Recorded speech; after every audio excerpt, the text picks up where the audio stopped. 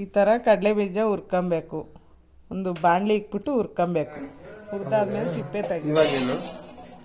ನೋಡಿ ಬಾಣಲಿ ಇಕ್ಬಿಟ್ಟು ಸಿಪ್ಪೆ ತೆಗಿತಾರೆ ಕಡಲೆ ಬೀಜದ್ದು. ಆಮೇಲೆ ಸಾಸಿವೆ ಹಾಕ್ಬೇಕು. ಜಾಸ್ತಿ ಆಗಿಲ್ವಾ? ಆಯಲ್ ಹಾಕಿದ್ಮೇಲೆ ಸಾಸಿವೆ ಸಾಕಲ್ವಾ? ಸ್ವಲ್ಪ ಕರಿಬೇವು ಹಾಕೋದು. ಜೀರಿಗೆ, ಈರುಳ್ಳಿ, ಕರಿಬೇವು ಸೊಪ್ಪು ಹಾಕ್ಬೇಕಾ? ಸ್ವಲ್ಪ ಫ್ರೈ ಆದ್ಮೇಲೆ ಈರುಳ್ಳಿ ರೋಸ್ಟ್ ಆಗ್ಬೇಕು ಚೆನ್ನಾಗಿ.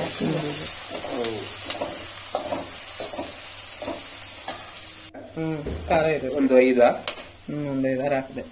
ಮಿಕ್ಸಿಗೆ ಪುಡಿ ಮಾಡಿ ಫುಲ್ ಪುಡಿನ ಮಿಕ್ಸಿಗೆ ಜಾಸ್ತಿ ಇಲ್ಲ ದಪ್ಪ ದಪ್ಪ ಮಾಡಬೇಕು. ಮಿಕ್ಸಿಗೆ ಹಾಕಿ ಒಂದ್ ಸ್ವಲ್ಪ ದಪ್ಪ ದಪ್ಪ ಪುಡಿ ಮಾಡ್ಬೇಕು. ಏನು ಹುಣಸೆ ಹಣ್ಣು ಪುಡಿ ಮಾಡಿ ಅಂದ್ರೆ ಏನು ಎಂದ್ರಿಂದ ಹಿಂಗ್ ಮಾಡಿರೋದು? ನಮ್ಮೂರಲ್ಲಿ ಮಾಡ್ತಾರೆ, ನಮ್ಮ ಚಿಕ್ಕಮ್ಮ ಅವರೆಲ್ಲ ಮಾಡ್ತಾರೆ. ಅದು ಕೊಟ್ಟಿದ್ದಾರೆ. ನಾನು ಫ್ರಿಜ್ಜಲ್ಲಿ ಇಟ್ಟು ಅದು ಸ್ವಲ್ಪ ತಗೊಂಡು ಕಲಸಿಬಿಟ್ಟು ನೀರು ಹಾಕಿ ಅದನ್ನ ಮಿಕ್ಸಿ ಒಳಗೆ ಎಲ್ಲ ಮಿಕ್ಸಿಗೆ ಹಾಕ್ಬೇಕಾ? ಮತ್ತೆ ಪುಡಿ ಮಾಡಿ ಅದನ್ನ ಪುಡಿ ಮಾಡಿ ಒಂದ್ ಸ್ವಲ್ಪ ಇದ್ ಮಾಡಾದ್ಮೇಲೆ ಮಿಕ್ಸಿಗೆ ಹಾಕ್ಬಿಟ್ಟು ಉಪ್ಪು ಹಾಕಿರ್ತಾರೆ ಮೊದ್ಲು ಮಿಕ್ಸಿಂಗ್ ಹಾಕ್ಬೇಕಾದ್ರೆ. ಇದಕ್ಕೆ ಹಾಕಲ್ಲ ಉಪ್ಪು? ಹಾಕೊಂಬೋದು, ಇಲ್ಲಾಂದ್ರೆ ಈರುಳ್ಳಿ ಚೆನ್ನಾಗಿ ಫ್ರೈ ಆದ್ಮೇಲೆ ಈರುಳ್ಳಿ ಮಿಕ್ಸಿಗೆ ಹಾಕಿದ್ದೀನಲ್ಲ ಅದನ್ನ ಅದಕ್ಕೆ ಹಾಕಿ ಒಂದು ಸ್ವಲ್ಪ ಕುದಿಸ್ಬೇಕು. ಈ ತರ ಇದು ಎಷ್ಟು ದಿವಸ ಇರುತ್ತೆ ಅಕ್ಕ? ಒಂದ್ ದಿವಸನ? 2-3 ದಿವಸ ಇಟ್ಕೊಂಡು. ಹೌದಾ?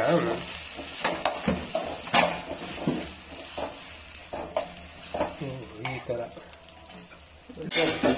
ಕುದಿಸಿದ್ರೇನೆ ಚೆನ್ನಾಗಿ. ಎಷ್ಟು ನಿಮಿಷ?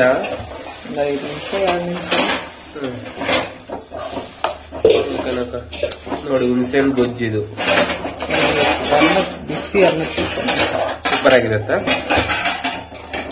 ಬಿಸಿ ರೈಸ್ ಮಾಡ್ಕೊಂಡು ಹುಣಸೆಹಣ್ಣು ಮಾಡ್ಕೊಂಡು ನೋಡಿ. ಅನ್ಬೇಕು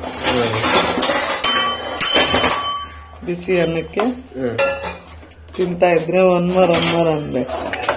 ಸೂಪರ್ ಆಗಿ. ಓಕೆ, ಸೂಪರ್ ಆಗವೆ. ಹೌದಾ? ಹೆಂಗೈತೆ ಹುಣಸೆಹಣ್ಣು? ಹೆಂಗೈತೆ ಅಕ್ಕ? ಹೌದಾ? ಫುಲ್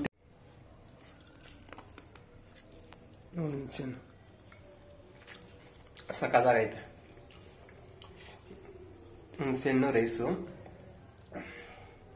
ಮಿಕ್ಸ್ ಮಾಡ್ಕೊಂಡು ತಿಂದ್ರೆ ಸೂಪರ್.